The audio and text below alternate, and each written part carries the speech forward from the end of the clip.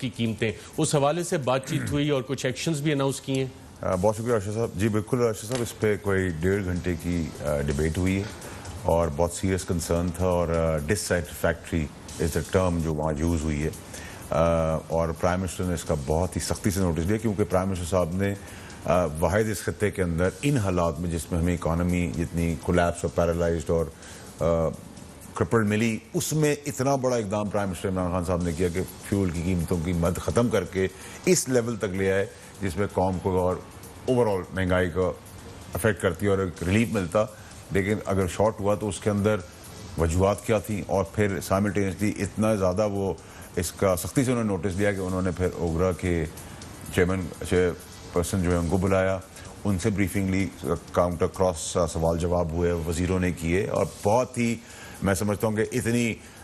Vibrant کابینہ ہو نہیں سکتی جس میں اتنی کھل کے باتیں, اور پرائم منسٹر صاحب نے بڑی کیٹیگوریکلی جو ڈائریکشنز دی ہیں اوور آل جس منسٹر نے جو کنٹریبیوشنز کی اس کے بعد کہ جو بھی اس میں قصوروار ٹھہرایا جائے گا, چاہے وہ مافیا ہے, وہ تو پتہ نہیں قصوروار کون کون ہے. حفیظ شیخ صاحب نے تو کمپنیز کے نام بھی لیے کہ جناب یہ 2 کمپنیز ہیں جن کی انوینٹری کم ہے, ایسا نہیں ہوا. دیکھیں ارشد صاحب جو بات اسد عمر صاحب نے بتایا 21 دن کا سٹاک ہونا چاہیے, وہ بھی نہیں ہے. نہیں دیکھیں ان جنرل جو جس کی جو نالج ہے اس حساب سے اس نے بات کی, لیکن کابینہ کے اندر ایکچولی جو باتیں ہوئیں اس کا میں لبے لباب آپ کو بتا سکتا ہوں, مطلب میرا پروگیٹو بھی نہیں ہے کہ میں باہر بات کروں. تو اس کے تحت میں آپ کو یہ بتا سکتا ہوں کہ جس کی جو نالج تھی اس نے اتنا کنٹریبیوٹ کیا, لیکن پی ایم صاحب کو بالکل میرے خیال سے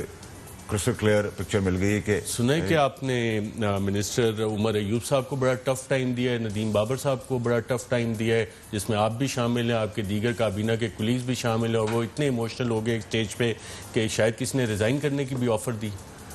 ارشد صاحب دیکھیں, جب آپ کسی ڈسکشن کے اندر ہوتے ہیں تو heat of spur of the moment کے اندر بہت ساری چیزیں ہوتی ہیں, بیکاز آپ یہاں آئیں ریلیف دینے کے اندر, ریفارمز کرنے کے اندر اس ملک کے اندر اس نعرے پہ آئیں. اور جب ایک آدمی جو ٹاپ لیڈرشپ پہ ٹاپ سیٹ پہ بیٹھا ہوا ہے جو کہ عمران خان صاحب ہیں, اور وہ ایماندار ہے, اس کو کنسرن نہیں ہے, اس کا کوئی انٹرسٹ نہیں ہے, اور وہ کام کر رہا ہے جو اس ملک کے اندر ان حالات میں کوئی بھی نہیں کر سکتا, ٹھیک ہے, تو اگر اتنا مخلص آدمی ہے اور اس کی نیچے کسی غلطی, میری غلطی اگر ہے, ہی ٹو ٹرسٹ می, میری غلطی ہے, میرے نیچے جو ماتحت ادارہ ہے اس کی غلطی ہے, یا مافیا ہے, تو مافیا بھی آپریٹ تو ہمارے تھرو ہی کر رہا ہے نا, مطلب انہی منسٹریز کے نیچے لوگوں کے نیچے سے آپریٹ کر رہے ہیں, ایسا تو نہیں کہ وہ وہاں بیٹھ کے کوئی چیز کر دے. یعنی آپ کہنا چاہ رہے ہیں مافیا کے بندے آپ کے بیچ میں بیٹھے ہوئے ہیں, کابینہ میں بھی بیٹھے ہوئے ہیں. دیکھیں ارشد صاحب, میرا کہنے کا مقصد ہے آپ کوئی کام میری وزارت میں میری ماتحت اداروں کی لوڑ ہے, میری شیخ رشید صاحب کنفرم کر چکے ہیں, اسد عمر صاحب کنفرم کر چکے ہیں کہ ہاں مافیا کی رسائی ہے آپ کی کابینہ تک. آپ بھی کنفرم یا ڈینائی کر سکتے ہیں. ارشد صاحب دیکھیں, اچھے برے گدھے گھوڑے ایک مکس پلیٹر میں آپ کے پاس. اچھا, جب آپ لوگ تابڑ توڑ حملے کر رہے تھے منسٹری آف پیٹرولیم پہ اور انرجی پہ, تو آپ کیا یہ کہہ سکتے ہیں کہ آئی ول ریزائن؟ عمر ایوب صاحب نے ایک سٹیج پہ یہ آفر کی. دیکھیں ارشد صاحب, یہ آپ کو میرا پرسنلی پتہ ہے کہ میں ہر 15-20-25 منٹ کے بعد اٹھ کے جاتا ہوں, پھر 2-4-5 منٹ کے بعد, کیونکہ آپ کو پتہ ہے کہ وزیر اعظم صاحب کی مخلصی اس حد تک ہے کہ انہوں نے اے سی بھی بند کر دی ہیں, اور 7 گھنٹے کی ہم کابینہ کرتے ہیں, ہمیں 3 بیکری کے بسکٹ ملتے ہیں اور چائے ملتی ہے, تو مجھے تو اسکول کی وہ کینٹین یاد آ گئی, تو برداشت سے باہر بھی ہوا تھا, تو میں تو 20-25 منٹ بعد ایکسکیوز کر کے 5 منٹ کی. ویسے یہ وہی بات ہے کہ اتفاق سے سنتھیا ریچی OBL حملے سے پہلے یہاں پہ آئی, ملاقاتیں کر رہی تھی, عثمان بزدار صاحب چیزیں بھول جاتے ہیں.